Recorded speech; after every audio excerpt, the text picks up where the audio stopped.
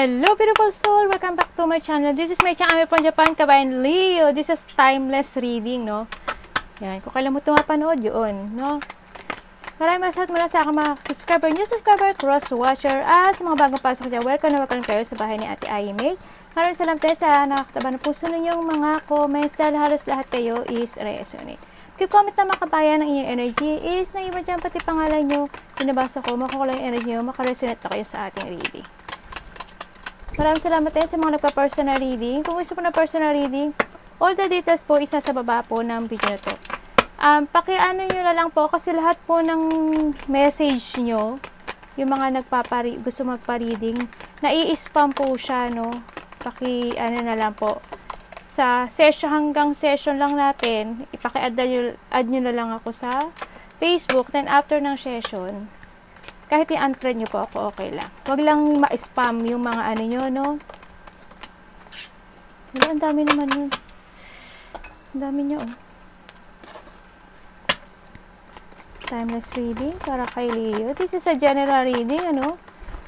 Kuhanin mo lang sa'yo at itapon ang hindi naman para sa'yo. Maaring ito is a vice versa. Maaring energy mo, energy ng person mo, o energy ng malapit sa puso. Tingnan natin. Maaring nangyari o mangyari pa lang. Use your own intuition, lawakan po natin ang ating isipan. Timeless reading Archway. New opportunities, possibilities, and patch opening. Yan, may mga darating na mga new opportunities. May opportunity, bubulo si ate. Yan, maganda to. Sa nakita ko maganda kasi may mga dahon-dahon, no? Yan. Merong magbubukas. May path, kumbaga. There's a path para sa'yo. No, yung opportunity na to. May darating siya. Kung ano man opportunity mo, when it comes to love, mga pagkakataon, mga offering, yung mga ganyan. Trabaho man yan, pagkakaperahan yan. There's an opening, there's an archway, opportunities, possibilities, and path opening up for you. We have the teapot. Yan, may mga deep friendship with someone of the same sex. Maaring may mga magkakaroon ka ng mga same-sex na friendship. Yan. Halimbawa, kung ikaw is babae, babae rin. Yan, no? Yan. Mukhang magkakaroon ng mga best friend. Yan, mga deep relationship when it comes to your friend, when it comes to your same-sex friend, no? So, nakita ko dito. We have the egg. Success. O, tingnan mo, oh. We have a success. Wow, Leo, congrats, no? Kasi we have the path, opportunities, and the success with good plan and hard work. Tandaan mo, when it comes to a planning, kailangan mo palaging mag-thinking, no? Kailangan you need to be very careful when it comes to a plan. Kasi, para siya mag-success, diba? With a good plan and kailangan focus and hard work. Kung it comes dito sa opportunities na darating sa'yo, yan, siguro more give effort. Siyempre, you need to be careful din. You need to be careful either sa love life yan or sa opportunity na pagkakaperahan or work or business yan. Tandaan mo ha, you need to be careful. We have the February, yan, mukhang kung ano man itong February to, yan, siguro there's something happening in the past February or this past February or next February. Kung ano man to, no, sa'yo. Siguro may related sa'yo ang February. Baka yung kakilala mong friend, yan, kapatid mo, birthday nila to, kung ano man tong February na to, no. We have the kangaroo. Unsettled time to need the plan ahead. Yan, may mga sitwasyon ako na nakita na kailangan mong isettle daw, ano, kasi may mga unsettled time na hindi mo talaga alam. Kailangan, kumbaga may mga darating na situation or opportunities man yan na hindi pinaplano, na hindi nakaplano. Yan, no? Kailangan need to plan ahead, no? Kailangan planuhin. Or sa iba naman, kapag bago kayo sumugod sa isang sitwasyon, you need to think. Sabi nga dito, you need to be very careful. Huwag ka lang jump ng jump. Okay? Tandaan mo, hindi nakakabuti ang hindi nakaplano ang lahat. Okay? Halimbawa, when it comes to communication to someone, di ba? Isa rin yun, communication, thinking, and action. No? Kailangan palagi kang clear bago ka magsalita. Siguro yun, when it comes to kailangan mo munang pag-isipan kung makakaganda ang kalalabasan nung pakipag-usap, no? Or yung bibigkasin mong salita. When it comes to action, kailangan bago ka mag-action, isipin mo rin din, di ba? You need to think din, syempre, di ba? You have the younger man, maybe you are dealing with the younger man or relationship with the younger man, ganyan, maaring kapatid mo, yan, maaring kakilala mo, kasamaan mo sa trabaho, na ganyan, no? Baka merong kang kakilala na younger man sa tabi mo. We have the June. Hindi ko alam kung anong meron sa June, no? Pero ang nakita ko dito, you are guided with the divine, no? Guided ka ng angels mo, and with dito sa card na to, nakita ko to, is a June, is a very beautiful happening na nangyayari. Kumbaga, nagkakaroon ng mga ideas, pagsibol, or pagbuka ng mga pagkakataon, no? Kasi marami siyang flower, kumbaga. Kumbaga, siguro may mga happening na nagaganap, no? Or hindi man this year, last year, or next year. Ang nakita ko dito, no? Yan. Or maybe rin naman within kasi June is a 6, diba? Siguro within 6 months, maaring gano'n, may mga good things na mangyari sa iyo, no? Sa nakita ko to. Weeping willow, a family sorrow. Yan, mukhang magkakaroon ng mga konting problema lang naman sa nakita ko dito when it comes to your family. Siguro may mga sitwasyon ako na nakita na maaring pagdaanan o pinagdadaanan ngayon ng mga Leo when it comes to family. Baka nagkakaroon ng problema. Halimbawa, hindi naman siguro malaking problema. Well, kung ano man problema to when it comes to family, may mga lungkot. Hindi man ikaw ang nalulungkot, siguro a part of the family mo, medyo may mga pag-iisip or may mga nalulungkot sa kanila. Maaring may mga pinagdadaanan silang situation, ganyan. Or kayo, lahat kayo, baka may mga pagsubok na dumarating or darating sa buhay nyo, no, ng family nyo. We have the fire, ayan, we have strong emotion, passionate love, or hate. Tandaan mo, you need to think very carefully when it comes to communication, action, and mga thought mo yan, yung mga, kung ano man yan, no? Huwag ka agad magpa-fire. Leo ka pa naman, and kailangan, minsan kasi ang Leo, pag nagalit, diba, minsan bigla sila nakakapagsalita. Pag yung galit na galit, pag galit na galit ang Leo, bigla na lang sila makapagsasalita. Then after, no, mapaiisip din naman sila na, ay, sandali lang. Parang gano'n. Pero yan, you need to think muna, no, bago ka mag-action, no, sa mga bagay-bagay. Lalo na pakipag-usap, action, movement, yan, communication, no, kailangan pag-isipan muna. Anong pwede nating malaman kay Leo?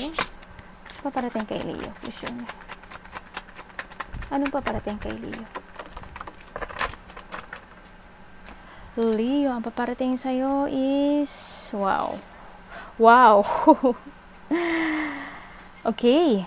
Sa nakita ko dito is, medyo may lungkot ako nakikita when it comes to a communication. When it comes to communication, when it comes to your friend, sa malalapit sa puso, ganyan. Siguro may mga mangyayari, no, na nakikita ko na hindi mo aasahan na lungkot. Either halimbawa, meron kang kaibigan or a family member. Yan, tulad nito, we have a family sorrow, diba? Family sorrow. Halimbawa, gano'n, may mga lungkot o may mga problema ka na pagdadaanan. Diba? May mga pag-uusapan na related ang lungkot, related ang mga sakit, related ang mga financial problem, yan, related ang malalapit sa puso. Yun na nakita ko, no?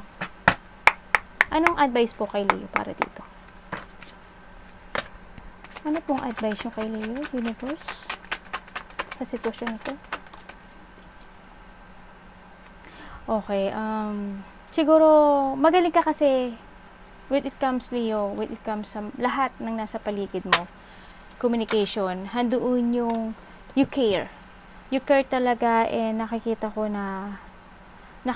dito na hindi mo ipapakita. Handun yung pag-aalala, no? Handito yung pag-aalala when it comes sa kanila. Kasi nakita ko yung very emotional matured person ka. Sabi ko sana immature no? Baka masa pa ako ni Leo, no? Nakikita ko yung emotional matured mo, pagiging intelligent. When it comes to communication naman, magaling ka. Ang nakita ko dito, kahit nalulungkot ka or malulungkot ka, hindi mo ipapakita na nalulungkot ka.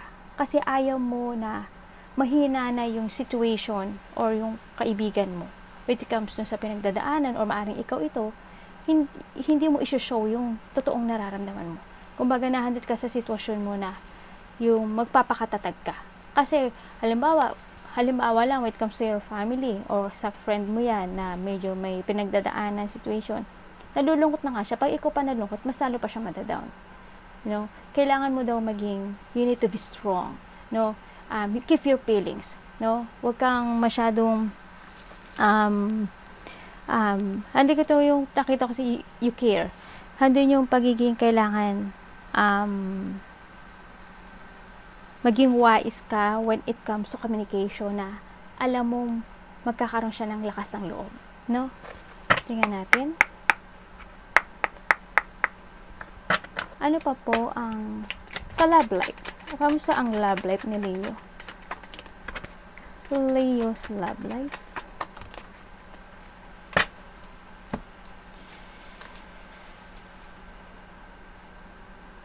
Oh my God. The Ten of Cups and the Magician. Okay, there's a new happiness coming in sa iyo, Sa nakita ko dito, bakit po? Ano pwede ko pang malaman dyan? Tingnan natin, Okay. Ang nakikita ko sa iyo dito, Leo, may makikipag-usap or may babalik na tao, sa nakita ko dito sa iyo. Sa iba dito is a new person, nagagawin niya ang lahat or ikaw, nagagawin mo ang lahat para dito sa family. Sa family na to, or sa relationship na to. Either sa family mo or sa karelasyon mo, boyfriend, girlfriend, Sa nakita ko dito, nahanda yung situation na you care. Magkakaroon kayo ng mga bagong saya, sigla, pagmamahalan, and satisfaction, Ang nakita ko ito, with the Magician, you do everything na para sa kanila or itong person na to, sa nakita ko. Andun yung sigla, andun yung you care and you give support dito sa situation na to. Andun yung ipapakita mo na mahal mo sila, ipaparamdaman mo na mahal sila. Yun ang nakikita ko sa iyo, Kamusta po ang kaperahan ni Leo?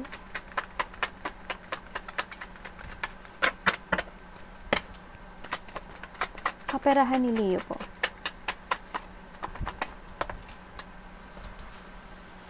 Nyank, bumaliktad. Kaperahan ni Leo. Oh. Bakit po? Tanong natin.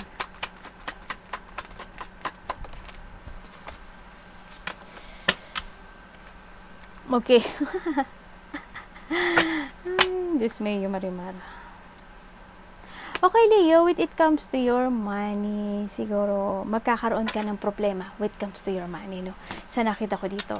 Andito yung darating ka sa part na situation mo na makakaramdam ka ng you are stuck, magiging magastos ang lahat. Kumbaga, marami ka sigurong bibilin, maybe mag-a-adventure ka, magta-travel ka, maraming gastos ang nakikita ko na darating sa iyo, na kailangan mong ata siguro na maghigpit muna, Sa nakita ko dito is magiging magastos ang lahat. Magiging, I don't know kung ano yung pagkagasan mo, maaring may mga gagawin ka siguro na situation na hindi maganda, Yun na nakita ko. Kasi medyo magkakaproblema ka with it comes to money. Kailangan you need to make it balance itong situation na to, para hindi mawala yung lack of success mo, ang nakikita ko dito. At sinasabi rin dito, when it comes to a career, there's an opportunity na magbubukas sa'yo. Siguro, this is the time. This is the time na i-grab mo itong opportunity o itong landas na to. Kailangan mo rin magkaroon ng tamang path when it comes to, kumbaga, tamang direction when it comes to your life.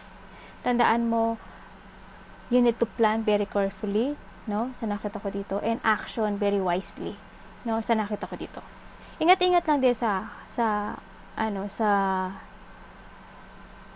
sa kagastusan, no? Kasi medyo nakikita ko na magiging hindi maganda yung paggastos sa nakita ko.